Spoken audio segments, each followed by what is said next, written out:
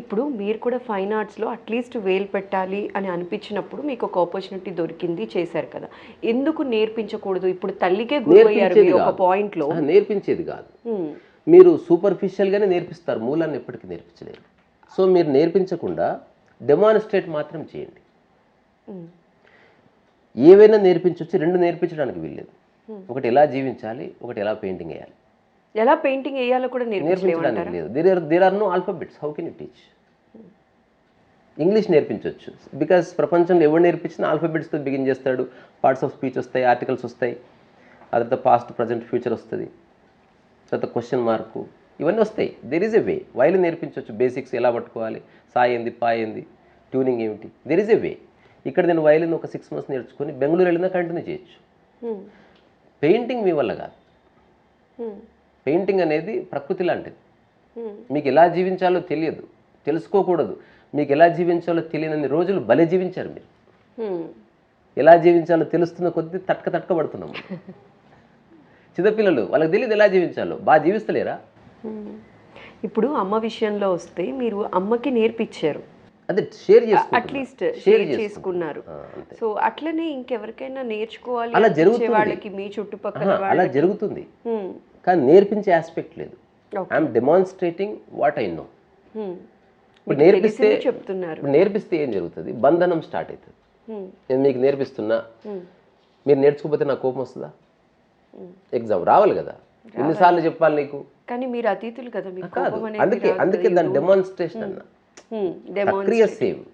ఇప్పుడు నేను నేర్పిస్తున్నా, ఇలా పెయింటింగ్ వేస్తున్నా, నేర్పించే క్రమంలో మీరు వెళ్ళిపోతే నాకు కోపం వస్తుంది. ఎవరి కోసం ఇదంతా చేస్తున్నా నేను అంట. డెమాన్స్ట్రేషన్లో నువ్వు ఉంటే ఉండు, పిక్ ఐఎమ్ కంటిన్యూ. ఓకే, నువ్వు ఉంటావా ఇక్కడే చేస్తారు, నచ్చిన వాళ్ళు పిక్ చేసుకో. డెమాన్స్ట్రేషన్లోనే నిజమైన లెర్నింగ్ జరుగుతుంది. ప్రకృతి డెమాన్స్ట్రేట్ చేస్తుంది, ప్రపంచం నేర్పిస్తుంది. ప్రపంచంలో బతకాలంటే నేర్చుకోవాలి, కొంత భాష నేర్చుకోవాలి, వాటి.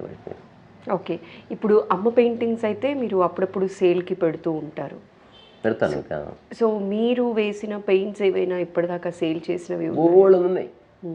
అయ్యో రామ, అప్రాక్సిమేట్లీ ఎన్ని సేల్ చేసి ఉండొచ్చు? అట్లా చెప్పలేము, చాలా. ఇప్పుడు నా ఆత్మదర్శనం పుస్తకంలో ఒక వాక్యం ఉంటుంది, సంఖ్యను తీసేసే లైఫ్ బాగుంటుంది. అంతే. మనిషి అనుభవించే అన్ని సమస్యల కారణం సంఖ్యనే. ప్రకృతిలో సంఖ్య లేదు, కుక్క మైండ్లో సంఖ్య లేదు, పిట్ట మైండ్లో సంఖ్య లేదు, అందుకే బాగుంది. అందుకే కుక్క ఎన్నిసార్లు మిమ్మల్ని చూసినా తోకుతుంది మంచిగా, బికాజ్ ఇట్స్ నాట్ కౌంటింగ్.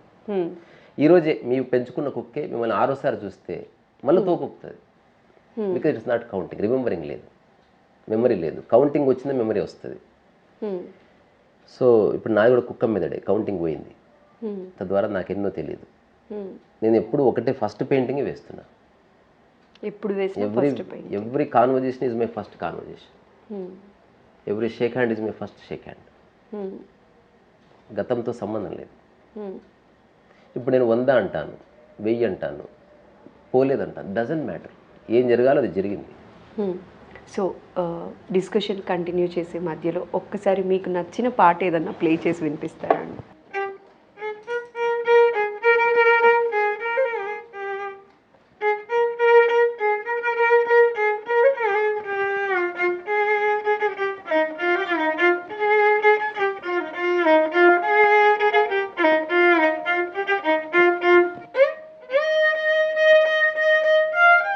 ఇప్పుడు ఈ పాట ఉందనుకో, ఇది అందరికి రిలేట్ అవుతుంది.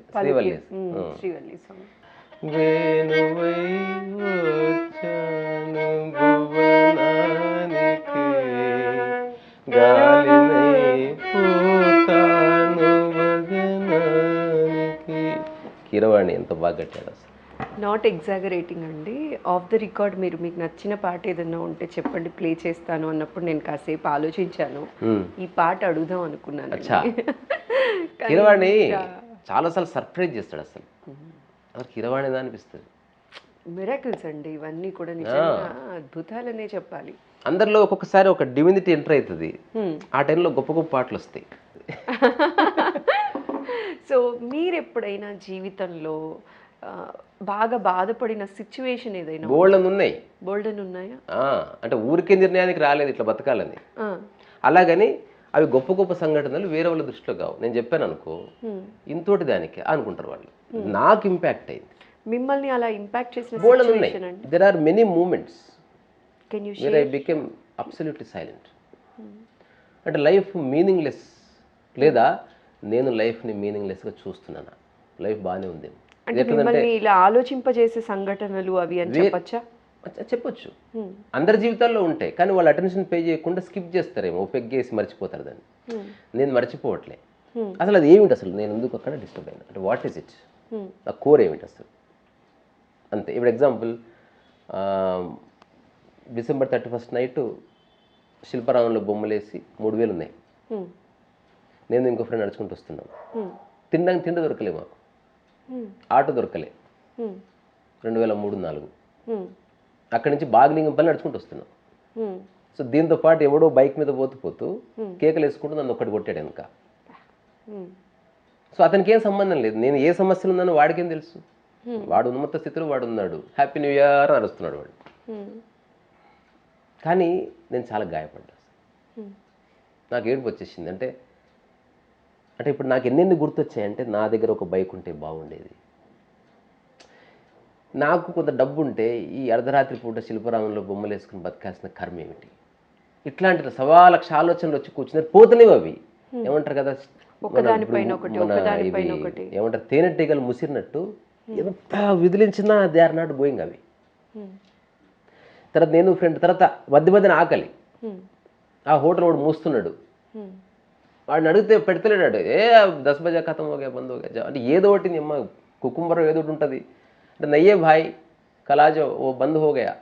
నేను చెప్పిన నా దగ్గర పైసలు ఉంది, 3,000 ఇస్తా, ఒక కుకుంబరి నయ్యే, పాండితో దేదో పాండి బి నయ్యే జావ్, ఇట్లా చెప్పాడు. తర్వాత బాగలింగపల్లిలో వాడికి వచ్చిన రూమ్ ఉంది, అక్కడికి వెళ్ళాం. వాడు దీన్ని ఒకలా చూస్తున్నాడు, నేను ఇంకోలా చూస్తున్నాడు. చూడండి, 1 ఎక్స్పీరియన్స్ బట్ 2 ఆస్పెక్ట్స్. ఆడేమంటాడు, ఏదో నీళ్ళు అయి పడుకుంటే అయిపోతే రేపు పొద్దున తినొచ్చు అన్నాడు. నేను అన్న, ఇక్కడ విషయం అది కాదు, 3,000 ఉన్నాయి బట్ తినడానికి ఏమీ లేదు, డబ్బులు ఉండి తినడానికి ఆప్షన్ లేదు. సో వాడు అన్న నిజంగా డబ్బులుండి వేస్ట్ అన్నాడు అని. వాడు ఇంకా ఏం చేశాడు, ఒక స్టెప్ ముందుకు వెళ్ళి వేస్ట్ అయినా అంటుపెట్టేస్తున్నాను, డబ్బులు తీసి అంటుపెట్టేసి. అండ్ ఆ టైంలో మేము సాడ్గా లేము, వీఆర్ యాక్చువల్లీ స్క్రీమింగ్, సెలబ్రేట్ చేస్తున్నాం. అంటే మీనింగ్లెస్ మనీ. ఆ తర్వాత వాడు నన్ను అడిగాడు, నువ్వు అంటుపెట్టు, నేను అంటుపెట్టినాను. సో ఈ స్టూపిడిటీ నా దగ్గర లేదు. ఎవడో బిల్డింగ్ కట్టుకుంటే నాకెందుకు కోపం, నాకేం సంబంధం. ఇట్లాంటి ప్రశ్నలకు జవాబుల కోసం బయట లేవు అవి. నాకు అల్టిమేట్గా తెలిసింది ఒక్కటే, 8 పదాల దగ్గర వచ్చి ఆధ్యాత్మికత ప్రయాణం ఆగింది. అది 8 వర్డ్స్. ఈ 8 పదాలు నువ్వు అర్థం చేసుకుంటే జీవితంలో నీకు ఏ సమస్యలు ఉండవు. ఇంకా ఒకటి, ప్రపంచపరంగా పోలిక, ఒపీనియన్, జడ్జిమెంట్ తీసేయి. ప్రపంచపరంగా ప్రపంచంలోనే వస్తాయి. ప్రకృతిలో పోలికలు ఎప్పుడన్నా పోల్చుకున్నావా, నీకంటే నేను బాగా తింటా అని, నీకంటే నేను బాగా దూకుంటా అని, నీకంటే నేను బాగా స్నానం చేస్తా అని ఎప్పుడు మనం ఈ యాంగిలే తీసుకురాం. నేను నీకంటే బాగా నవ్వులుతా అని ఎప్పుడన్నా. బికాస్ ప్రకృతికి సంబంధించినవి మమేకమయ్యే విషయాలు. మీతో మీరు మమేకమైతే ప్రకృతి, మీరు వేరే వాళ్ళలా ఉండాలనుకుంటే ప్రపంచం. సో ఈ 3 విషయాలు ప్రపంచానికి సంబంధించినవి. ప్రపంచంలోనే మీరున్నారు, నేనున్నాను. సామరస్యం కుదిరిందా ప్రకృతికి దగ్గరైతావు. నేను నీతో ఉంటున్నాను, సామరస్యం మన మధ్య ఉండటం వల్ల ఐఎమ్ విత్ నేచర్, బికాజ్ సామరస్యం నేచర్స్లా. 4వది. 5వది నిష్కామ కర్మ, పని చెయ్యి, కానీ ఏది ఎక్స్పెక్ట్ చేయకు, ఎక్స్ప్లెయిన్ చేయకు, మెచ్చుకోవాలనుకో, నీకు నచ్చేటట్టు చెయ్యి. ఆ పనిలో ప్రగతి కోసం ప్రయత్నించు. నెక్స్ట్ నిష్కామ కర్మ. ఏ పని లేదు, అన్నిటికీ సాక్షి ఉండు. ఏ పని లేదు. ఇప్పుడు ఎక్కడో బస్ స్టాప్లో మనం చేస్తాం అట్లా. మీరు ఊరు వెళ్ళారు, బస్సు ఒక 100 రోజుల తర్వాత వస్తుంది, ఒక్కరూ తెలియదు, ఏం చేస్తారు అక్కడ? సాక్షిగా చూస్తూ ఉంటాం. అక్కడేమో ఎదురు చూస్తున్నారు, ఇక్కడ ఎవరి కోసం ఎదురు చూడట్లే. Once in a will be witness to the whole thing. మీ వస్తువులని, మీ మనుషుల్ని, వేరే వాళ్ళందరినీ ఒక గాట కట్టేసి చూడండి, అందరు కదులుతున్నారు అంతే. సాక్షి అర్థమైతే లైఫ్ అవుతుంది. తర్వాత అవేర్నెస్, మీరు పట్టుకునే ప్రతి వస్తువు పట్ల సమశ్రద్ధ ఉండనివ్వండి. ఇది పనికిరాందని ఇసిరేయద్దు, ఇది కాస్ట్లీదని మంచి చూసుకోవద్దు.